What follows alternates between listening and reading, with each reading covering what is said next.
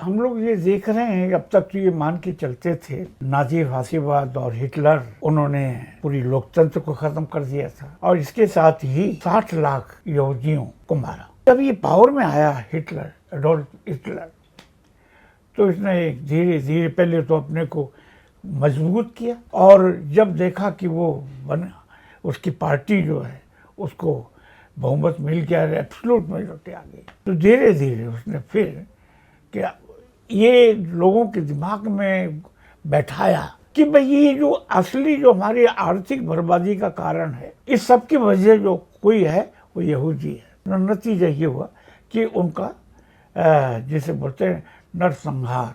कुल मिलाकर के अपन ये कह सकते हैं कि 60 लाख लोग सिर्फ शुद्ध नस्लवाद के नाम पर मारे गए। इस समय 21वीं सदी में हम तो ये मान रहे थे भाई हिटलर का कोई सानी नहीं है, अब जो दूसरा हिटलर पैदा ही नहीं होगा। लेकिन आज क्या हुआ, अब ये हो रहा है कि लोग हिटलर को भूलने लगे। इसका सबसे बड़ा कारण है आपका इजराइल। नेतन्याहू जो प्रधानमंत्री हैं उनके ऊपर कई करप्शन के चार्जेस, कई तरह के चार्जेस वो हैं।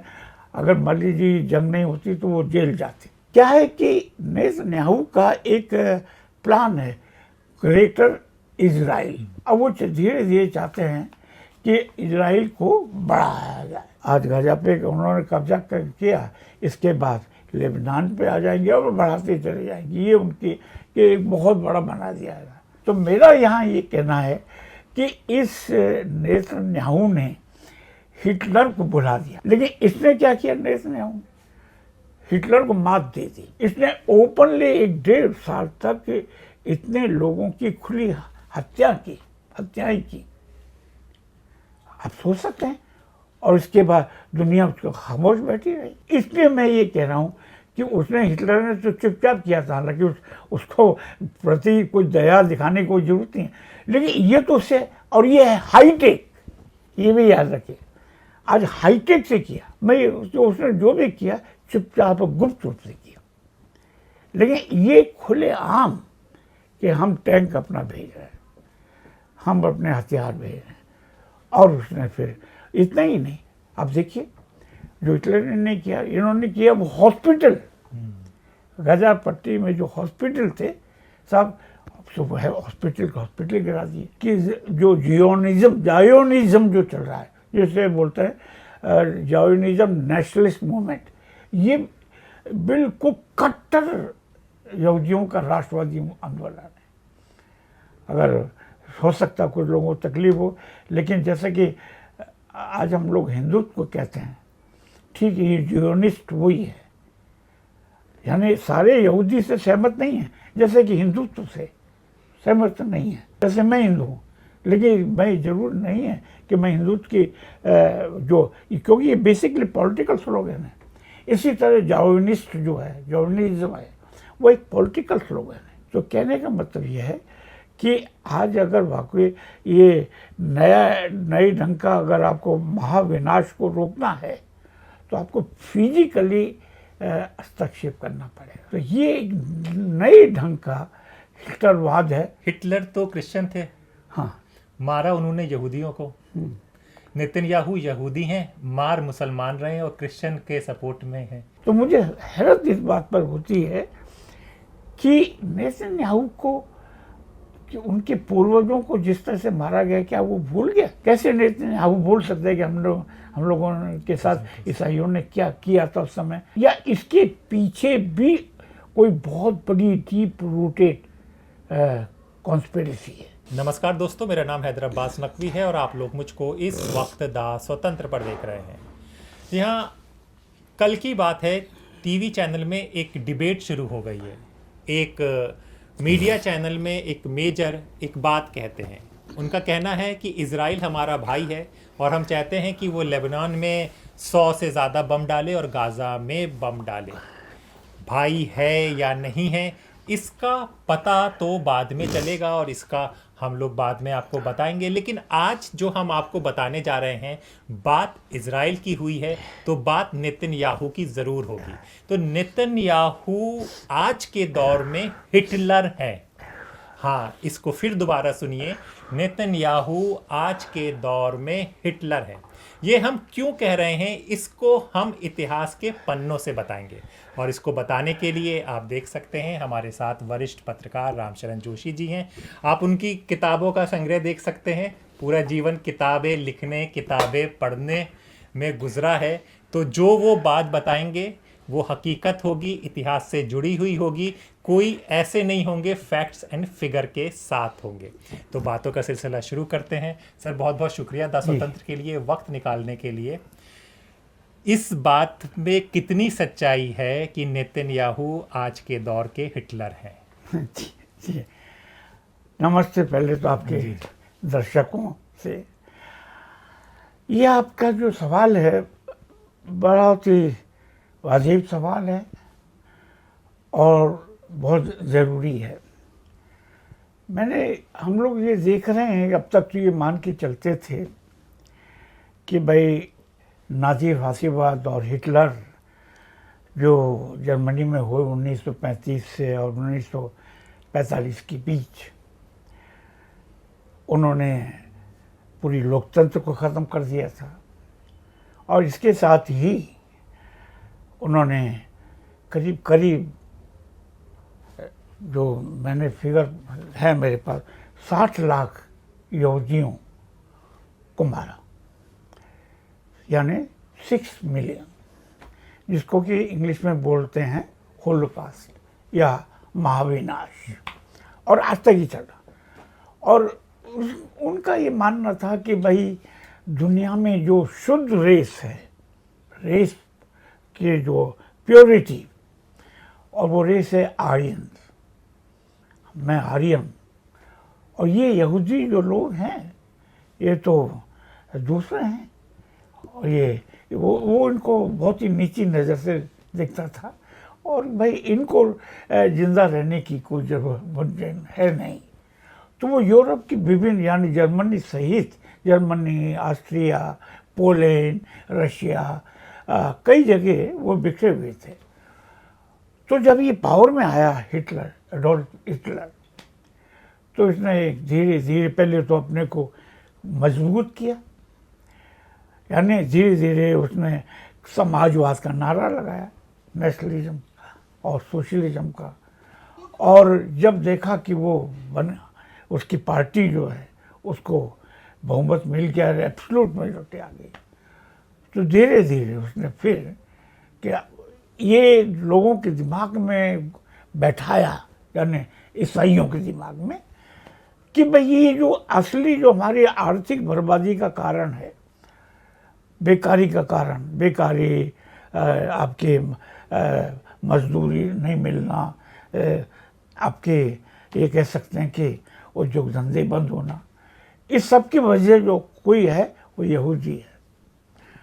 और क्यों? इसकी वजह ये थी कि जो पहला विश्व युद्ध हो चुका था 1917 में, और उसके बड़े दुष्परिणाम जर्मनी को भी भुगतने पड़े। इससे एक आर्थिक संकट, सामाजिक सांस्कृतिक संकट पैदा हुआ। हिटलर ने इसका फायदा उठाया और हिटलर ने पूरी जर्मनी के लोगों को तैयार किया कि भाई असली कोई दुश्मन है तो ये यहूदी है। अब जब यहूदी पूरी नस्ल उस पर निशाने पे आ गई, नतीजा ये हुआ कि उनका जिसे बोलते हैं नरसंहार, यूनोसाइड उन्होंने शुरू किया। अब इसके लिए जो मेरे पास, मैंने अभी चेक किया कि कम से कम 1000 जो यातना शिविर, जिसको अपन बोलते हैं कंसंट्रेशन कैंप, वो लगाए। इसके अलावा उन्होंने कम से कम 6 मेजर डेथ कैंप्स लगाए हर जगह। और इसके अलावा 60 गैस चैम्बर, यानी जिसमें गैस भर दी जाती थी और इसके बाद वो यहूदी लोग मर जाते थे। और इत्तेफाक से मैंने 2-3 गैस चैम्बर्स में भी गया, कंसंट्रेशन कैंप। पोलैंड की मैं यात्रा पे गया था, ये शायद 1997 का किस्सा है, 1997। तो वहाँ जो 2 मशहूर जो वो यातना शिविर और गैस चैम्बर थे वो मैंने देखे। तो वहाँ किस तरह से लाया जाता था, खैर वो लंबी बड़ी दारुण और अमानवीय कहानी है। कुल मिलाकर के अपन ये कह सकते हैं कि 60 लाख लोग सिर्फ शुद्ध नस्लवाद के नाम पर मारे गए। और यहाँ से फिर फांसीवाद, नाजीवाद चला कि सारी वो ताकत जो राज सत्ता की ताकत एक व्यक्ति, एक दल, उसमें केंद्रित हो गई।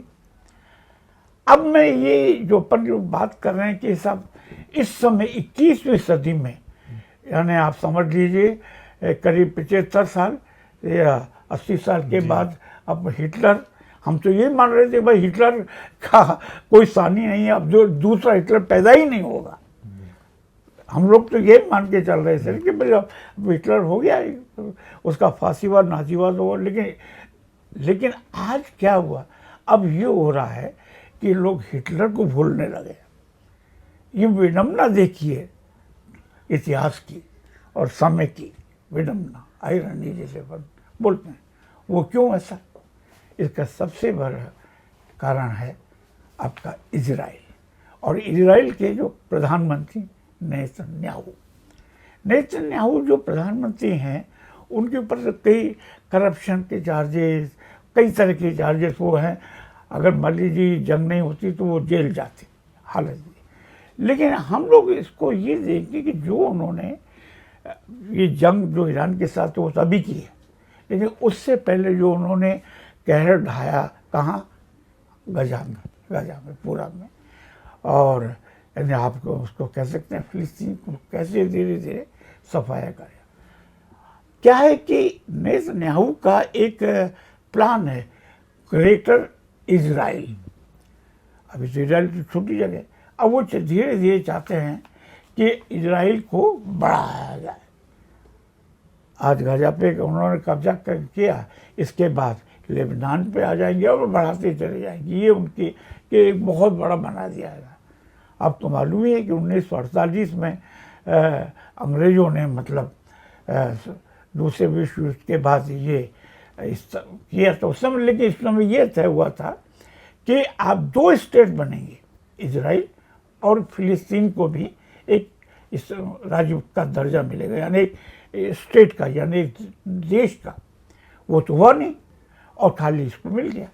अब उनके पास माने करीब करीब 1 करोड़ के आसपास जनता है, मतलब यहूदी लोग, और जगह छोटी है, तो वो लोग धीरे धीरे अलग अलग बहाने से समय समय पर करते रहते हैं। लेकिन पिछले 3-4 साल में जो उन्होंने भयानक कहर बरपाया वहाँ के लोगों पर, वो आपने देखा कि सबसे पहले हम गजा को लें, करीब 70,000 लोग, 70 क्या, हाँ 75, लेटेस्ट फिगर ये 75,000 से ज़्यादा जो है लोग वहाँ मारे गए उस खाली गजा पट्टी में। और उसमें से मारे 17,000 से ज़्यादा बच्चे, फिर महिलाएं। अब आप समझिए कि 75,000 से ज़्यादा जब लोग खाली मारे गए और 1 लाख से ज़्यादा हताहत हुए, घायल हुए, तो धीरे अब वहाँ पर इजराइल की जो सेनाएं हैं वहाँ तो बड़े जम गई, उनके टैंक जितने हथियार हैं सब जम गए। और क्यों? क्योंकि पूरा करना है। तो मेरा यहाँ ये कहना है कि इस नेतन्याहू ने हिटलर को बुला दिया। अब यहाँ दोनों के कंसंट्रेशन कैंप में एक फ़र्क समझिए पहले। देखिए, नेतन्याहू ने कई तरह के कैंप लगाए, टोटल मिलाकर के 1000 के आसपास, लेकिन उसमें कई तरह के थे। कोई तो बहुत संगीन थे, उससे कुछ कम थे, कुछ कम थे, और यूरोप के कई शहरों में, कई देशों में, लेकिन चुपचाप फैला। अगर अब समय की आप फिल्में देखें और कैसे वो मालगाड़ियों में यहूदियों को बस भर कर के ले जाते थे, कोई जैसे कि लोग देखे नहीं, लोगों को पता ही नहीं चलता। वो तो बहुत बाद में पता लगने लगा, जैसे कि दूसरा विश्व युद्ध के जब आगे बढ़ने लगा तो उस समय फिर पता लगने लगा स्टालिन को, चर्चिल को, कि भाई ये वहाँ सफाया हो रहा है। लेकिन इसने क्या किया, नेतन्याहू हिटलर को मात दे दी। इसने ओपनली 1.5 साल तक इतने लोगों की खुली हत्या की, हत्याएं की। आप सोच सकते हैं। और इसके बाद दुनिया उसको खामोश बैठी रही। यानी खुल्लम पुणे आपने एक बहुत बड़ी इंसानियत को एक ओपन गैस चैम्बर में, ओपन कंसंट्रेशन कैंप में तब्दील कर दिया। इसलिए मैं ये कह रहा हूँ कि उसने, हिटलर ने तो चुपचाप किया था, हालांकि उसको प्रति कोई दया दिखाने की कोई जरूरत नहीं है, लेकिन ये तो उससे, और ये है हाईटेक, ये भी याद रखिए, आज हाईटेक से किया है ना।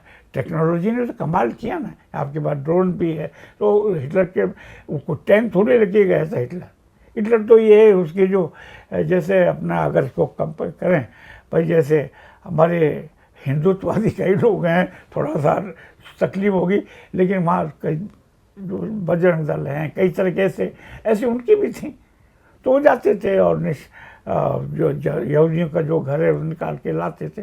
ये बड़े इतिहास में दर्ज है। तो खैर मैं उस डिटेल में नहीं जाऊंगा।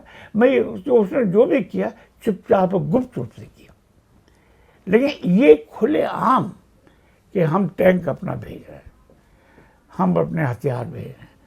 और उसने फिर इतना ही नहीं, आप देखिए जो हिटलर ने नहीं किया, इन्होंने किया वो हॉस्पिटल, गाजा पट्टी में जो हॉस्पिटल थे सब हॉस्पिटल गिरा दिए।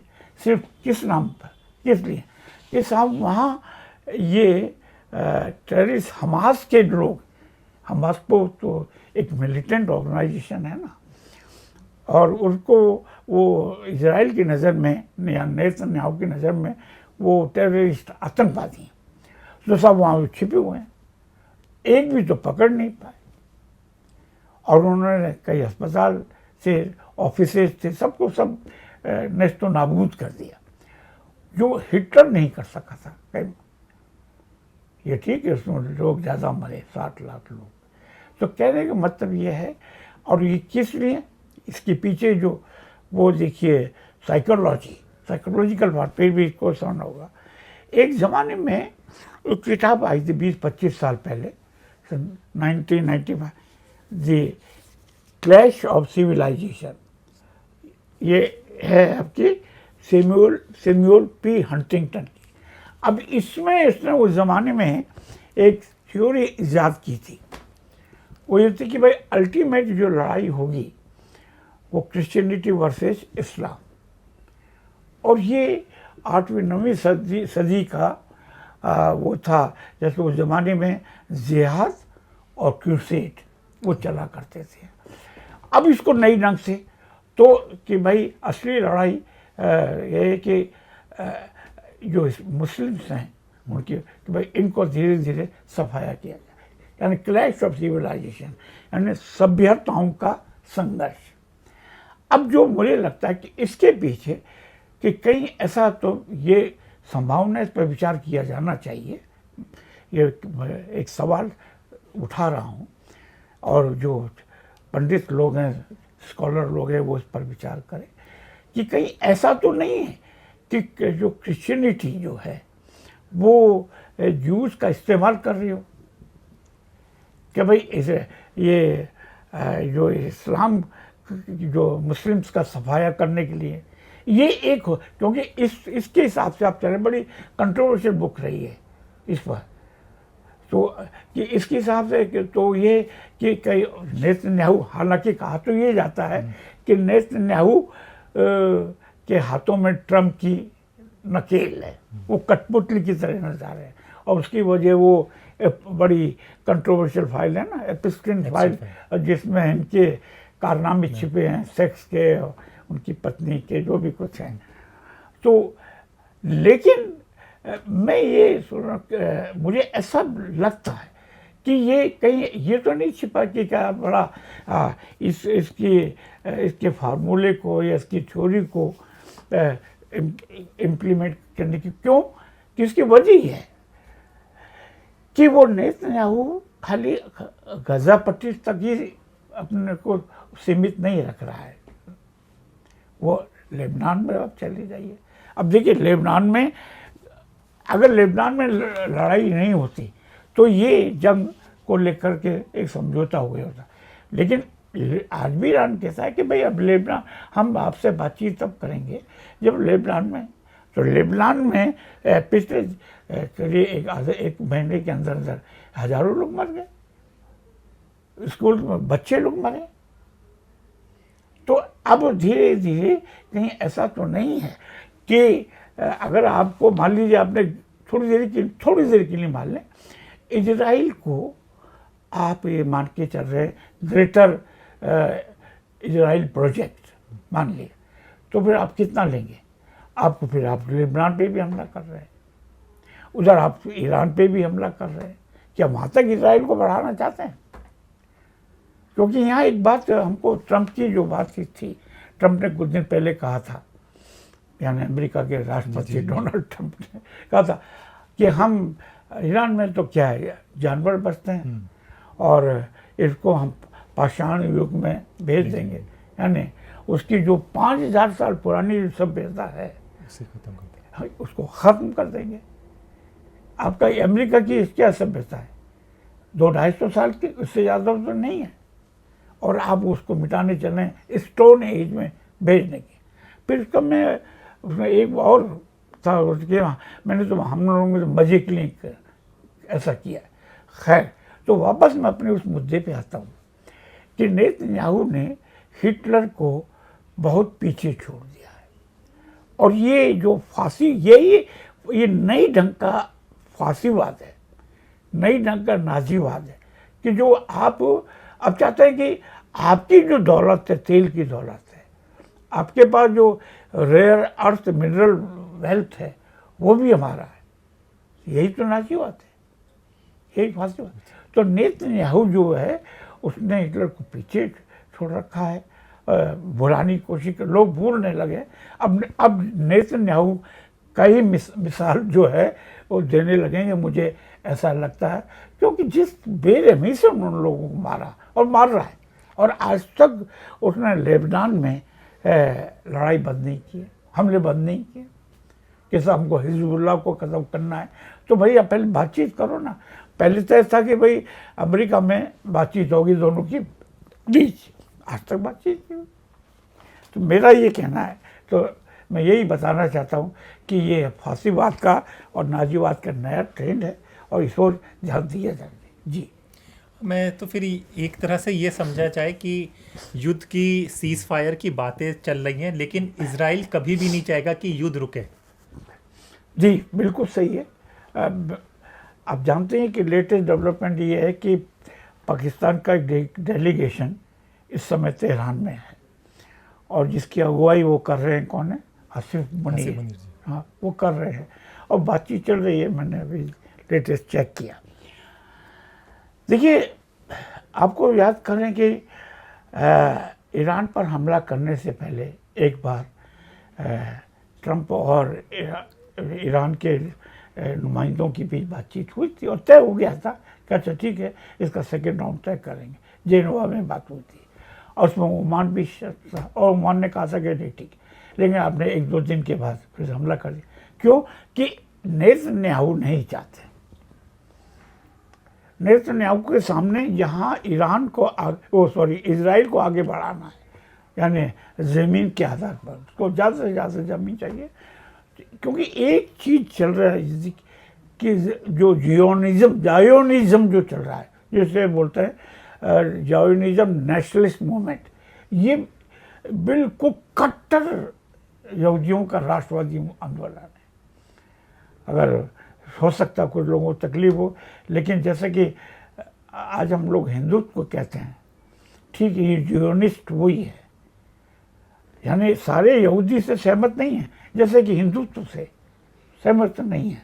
आप हिंदू हैं, जैसे मैं हिंदू हूँ, लेकिन मैं जरूर नहीं है कि मैं हिंदुत्व की क्योंकि ये बेसिकली पॉलिटिकल स्लोगन है।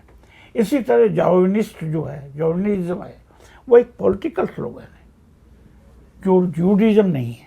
वो एक यहूदी लिबरल हैं, उसमें सेक्युलर लोग भी हैं, और वो एक बड़ी को प्राचीन शांति के साथ उसमें विश्वास करते हैं। लेकिन जो नया चल रहा है राष्ट्र माने मिलिटेंट जो नेतन्याहू, उसको सपोर्ट करते हैं, और ये नए लोग उसको सपोर्ट करते हैं।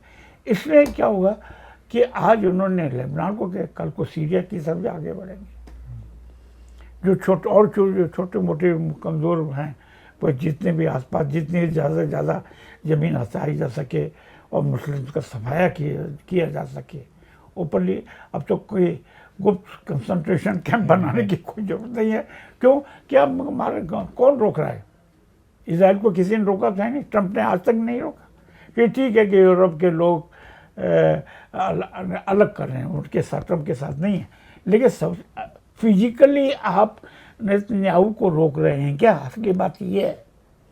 यही बात 1945 में थी कि उससे पहले आपने हिटलर जब यहूदियों को मार रहा था तो उस समय आप फिजिकली गए, बाद में क्या लड़ाई शुरू हुई सेकेंड वर्ल्ड वॉर, उसमें हुआ, लेकिन उससे पहले तो गुप्त रूप से वो मारता रहा। तो कहने का मतलब यह है कि आज अगर वाकई ये नए ढंग का अगर आपको महाविनाश को रोकना है तो आपको फिजिकली हस्तक्षेप करना पड़ेगा। जो यूरोप के देशों को, वो चाहे रशिया भी हो, फ्रांस भी हो, स्पेन हो या इटली हो या ब्रिटेन हो, करना पड़ेगा, नहीं तो वो मनमानी करता रहेगा। तो ये एक नए ढंग का हिटलरवाद है। हिटलरवाद पीछे रह गया, अब नेतन्याहूवाद शुरू हो जाएगा, जो कि खुला कंसंट्रेशन कैंप। एक चीज और समझा पाए तो अगर समझा दीजिए। हिटलर तो क्रिश्चियन थे, हाँ, मारा उन्होंने यहूदियों को। नेतन्याहू यहूदी हैं, मार मुसलमान रहे हैं और क्रिश्चियन के सपोर्ट में हैं। तो ये किस तरह के सब बन रहा है? हाँ, ये अच्छा सवाल है। देखिए, जैसा कि मैंने शुरू में कहा था कि ये भी एक हो सकता है कि इजराइल का, नेतन्याहू का इस्तेमाल किया जा रहा हो, जो मैंने बताया था कि क्लैश ऑफ सिविलाइजेशन। लेकिन यहाँ सबसे बड़ी, नकवी साहब, सबसे बड़ी बात यह है कि क्या यहूदियों को मालूम नहीं कि किस तरह से ईसाइयों ने हमें मारा? क्या वो 60 लाख लोग अब वो भूल गए कि उनका जो कत्ले आम किया गया था, क्या वो भूल गए? पूरी नस्ल को समाप्त कर दिया गया था, purity of blood, purity of race के नाम पर। तो क्या ये कि जो आज हम वही सुलूक जो है हम मुस्लिम्स के साथ कर रहे हैं?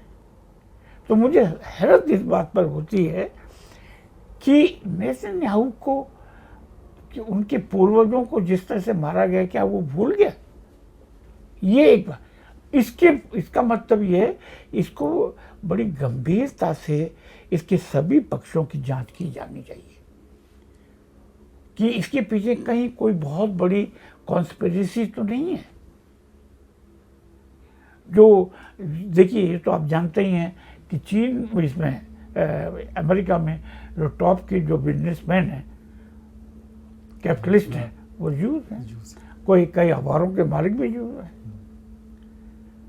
तो कहीं ऐसा तो नहीं है कि इसके पीछे ये एक छोरी काम कर चल हो रही हो। लेकिन मुझे सबसे बड़ी जो तकलीफ है कि एक रेस कैसे भूल सकते हैं? कैसे नेतन्याहू भूल सकते हैं कि हम लोगों के साथ ईसाइयों ने क्या किया था उस समय पर 1945 में, और आज आप 2026 में उस सबको भुला गए? क्या इतिहास से चैप्टर इतनी जल्दी गायब हो जाते हैं? यातना के ये हैरत करने वाले। और इस पर मेरा तो ये कहना है कि जो पॉलिटिकल साइंटिस्ट हैं, इकोनॉमिक साइंटिस्ट हैं, वो इस पर सोचें कि आखिर नेतन्याहू क्या अकेला ही बंदा है जो कि नचा रहा है, या इसके पीछे भी कोई बहुत बड़ी डीप रूटेड कॉन्स्पिरेसी है, और उसके जो सूत्रधारी है, जिसे बोलते हैं आर्किटेक्ट, हो सकता कोई और हो। ये एक बात है। उस समय तो हिटलर था अकेला, और उसके दोस्त थे आपके मुसोलिनी, जो आपके इटली के डिक्टेटर थे। ओपन था इनका दोनों का खेल। बाद में इसमें जापान शामिल हुआ, लेकिन मुसोलिनी और हिटलर दोनों की जोड़ी थी, और दोनों ईसाई थे। आज ये है कि ट्रंप ईसाई है, नेतन्याहू यहूदी है, ट्रंप की जो दामाद है वो यहूदी है।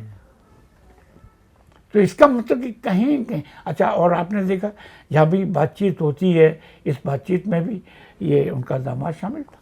बिल्कुल। तो ये मेरा कहना है। तो इस पर थोड़ा गंभीरता से विचार करने की, बल्कि इन्वेस्टिगेट करने की ज़रूरत है।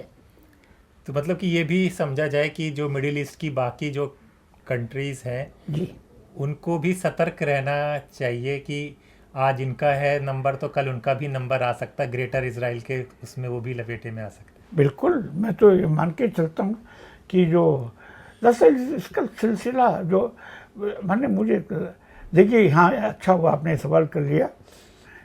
अब यहाँ ये भी मैं स्पष्ट करना चाहूँगा कि देखिए, एक ज़माना था जब ये मान के चलते थे, दुनिया में माना जाता था कि भाई धर्म, यानी इसको चाहे आप मज़हब कह लें या रिलीजन कह लें या फेथ कहें, कि साहब ये राष्ट्र बनाता है।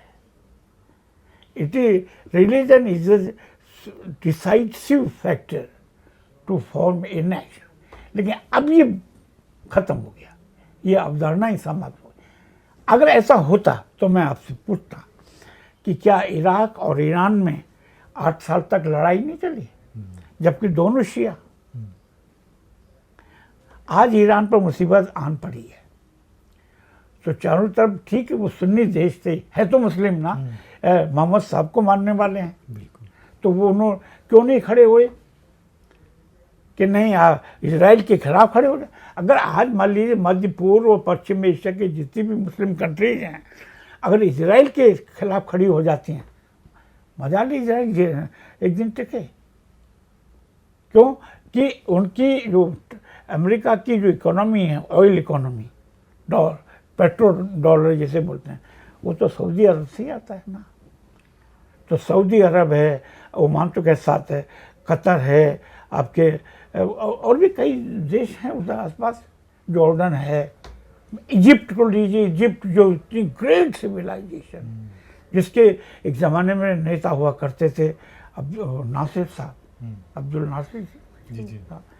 और नेहरू जी के भी अच्छे खासे दोस्त थे। अन्य इतने बड़े, तो अगर ये एक हो जाएं तो क्या इजराइल एक कदम आगे बढ़ सकता? तो यहाँ एक बात साफ हो गई कि धर्म सब कुछ नहीं है। धर्म, ये मजहब, ये राष्ट्र को या राष्ट्रों को एक नहीं रखता। एक मिथ तो ये टूट गया।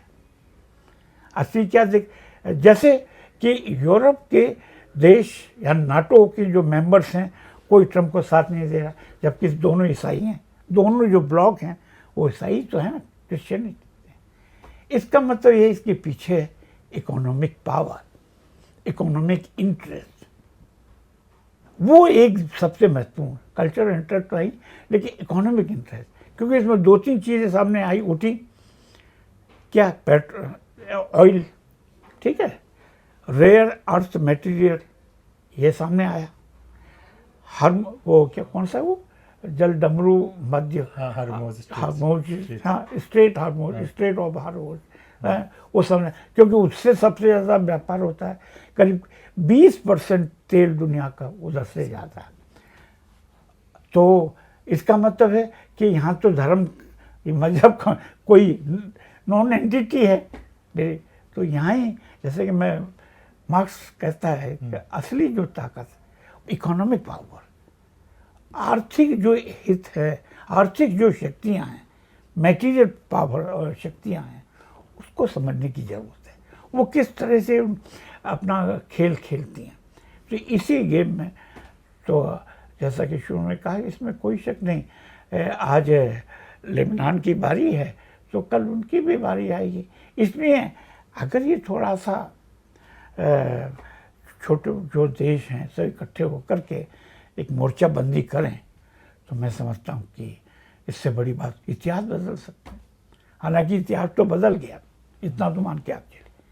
अब वो नहीं रहेगा जो अब तक अमेरिका की और दूसरी दादागिरी चलती थी।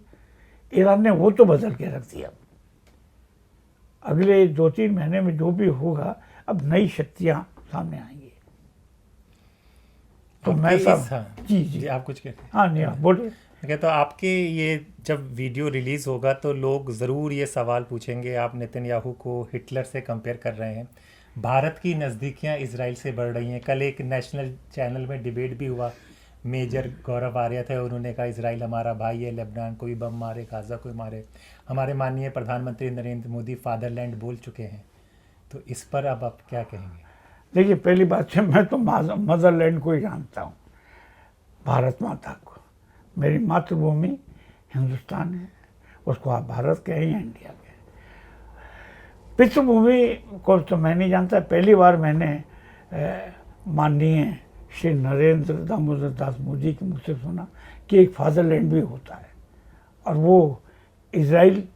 उन्होंने कहा कि भाई इजराइल, क्योंकि आप तो जानते ही हैं कि वो जंग शुरू होने से 2 दिन पहले वहाँ पहुँचे और इजरायली संसद में उनका स्वागत किया गया। और उसके जब वो भारत लौटे, उसके 1-2 दिन के बाद जंग शुरू हो गई। तो अब वो, अगर मान लीजिए इजराइल इतने ही, मोदी जी के इतने ही नेतन्याहू दोस्त हैं, तो कम से कम इशारा ही थोड़ा कर देते कि भाई हम 1-2 दिन के बाद ये करने जा रहे हैं, नहीं? तो ये देखिए, इजराइल, देखिए 2 चीज़ें हैं, इजराइल की जनता और इजराइल की लीडरशिप। मैं यहाँ फ़र्क करूँगा। इजराइल की जनता से हमारी कोई वो नहीं है, दुश्मनी नहीं है। अच्छे नेता भी हुए हैं, जैसे गोल्डा मायर। अरे आपको मालूम है, यहूदियों ने बड़े बड़े स्कॉलर दिए, जैसे कार्ल मार्क्स स्वयं यहूदी थे, बाद में क्रिश्चियन बने। आपको मालूम है, कार्ल मार्क्स मूलतः यहूदी थे, बाद में उनके पिताजी क्रिश्चियन बन गए। आइंस्टाइन जो बहुत बड़े साइंटिस्ट, फ्रायड, ये, और ओपनहाइमर जिसने कि एटम बम ईजाद किया, वो ये सारे यहूदी थे। मतलब यहूदियों में एक से एक हुए ऐसे, मतलब हाँ, उससे कोई वो नहीं है। इजराइल की जनता जो करीब 90 लाख और 1 करोड़ के बीच में है, उससे कोई हमारे कोई दुश्मनी नहीं। लीडरशिप है कि वो स्टेट कैसे चलाता है। नेतन्याहू से पहले तो कोई ऐसा नहीं था। नेतन्याहू ने जिस ढंग से जो मतलब बर्बादी की है, और कत्लेआम, मेरी यूनिसाइड है, कत्लेआम अपने नियत से लोगों पर कर दिया। आपके लेबनान में इस समय 10 लाख लोग डिस्प्लेस्ड हो गए, 10 लाख लोग। वहाँ फिलिस्तीन में तो अलग हैं, गाजा पट्टी में तो अलग हैं, मैं लेबनान की बात कर रहा हूँ। अब कहाँ जाकर के बसेंगे? ये क्या है, आप हिटलर को नई ढंग से लागू कर रहे हैं। यानी कल्पना कीजिए कि 10 लाख लोग अपने डिस्प्लेस हो जाएं, तो किस मामले में? तो इसलिए जो लीडरशिप है, तो क्योंकि आज बदकिस्मती से नेतन्याहू प्रधानमंत्री हैं, हालांकि उनके खिलाफ बहुत सारे मुकदमे चल रहे हैं, जनता उनका भी विरोध कर रहे हैं। तो इसका मैं यहाँ एक बात जरूर कहना चाहूँगा, हमारे प्रधानमंत्री हो या राष्ट्रपति हो या किसी भी देश के, हमेशा सही हो कोई जरूरी नहीं होता है। इतिहास में गलत निर्णय राष्ट्रपति, प्रधानमंत्री लेते रहे, हो जाते हैं, है ना? तो उसको फिर बाद में ठीक किया। जैसे वो बड़ा अच्छा शेर है ना कि क्या वो है ना, वो सदियों ने सजा पाई, लम्हों ने खता की और सदियों ने सजा पाई। तो आज यही स्थिति है कि लम्हों ने खता हो गया। मैंने आपने ठीक है उनके साथ दोस्ती की, आप जाम छलका रहे हैं, लेकिन असली तो ये मैं तो जो कौन है वो ठीक है, वो पार्टी के प्रवक्ता है, उनका काम है अपनी पार्टी की रक्षा करना। लेकिन मैं एक भारत का एक नागरिक होने के नाते मैं नेतन्याहू को सपोर्ट करूं, या ऐसा जैसे एक ज़माने सामने सपोर्ट कि अब की बार ट्रम्प सरकार, कम से कम मैं ये गुनाह नहीं कर सकता। ये ठीक है वो प्रधानमंत्री का, लेकिन अब धीरे धीरे रियलाइज हो रहा है सबको कि भाई एक गुटनिरपेक्ष जो पॉलिसी बनाई थी जवाहरलाल नेहरू के ज़माने से चली आ रही थी, आपने उसको ख़त्म कर दिया, उसको फिर से रिवाइव करने की ज़रूरत है। तो इसलिए ये फ़र्क करिए लीडरशिप में। लीडरशिप हमेशा सही हो किसी भी देश की, ज़रूरी नहीं। हमको जनता के साथ जिसे बोलते हैं ना पीपल टू पीपल कांटेक्ट। इसलिए जैसे कि मैं पाकिस्तान कई बार गया, कई मरतबा। जब पीपल टू पीपल कांटेक्ट रखिए ना, आपको जनता आपको कितना प्यार करेगी। अभी मुझे ऐसे मिल जाते हैं जो पाकिस्तानी शहरी। अभी मिला पिछले साल जब मैं सैन फ्रांसिस्को में गया, एक टैक्सी ड्राइवर मिला, तो उन्होंने कहा कि मैं हिंदुस्तान, मैंने कहा हिंदुस्तान, तो उन्होंने झल्ला करके कहा भागे सब, क्या आपने हिंदुस्तान पाकिस्तान लगा रखा, मैं तो मानता ही नहीं हूँ। वो पाकिस्तानी था, वॉज मुस्लिम, टैक्सी ड्राइवर जो 15 साल से वहाँ रहा, कि मैं तो बिना वीज़ा के हिंदुस्तान जाऊँगा। ये जज्बा, ये जनता होती है। तो आप लीडर के चक्कर में ना पड़े, लीडर आते हैं जाते हैं, जनता रहती है। तो इसलिए मैं उसका नेतन्याहू को बहुत ज़्यादा तवज्जो में नहीं देता।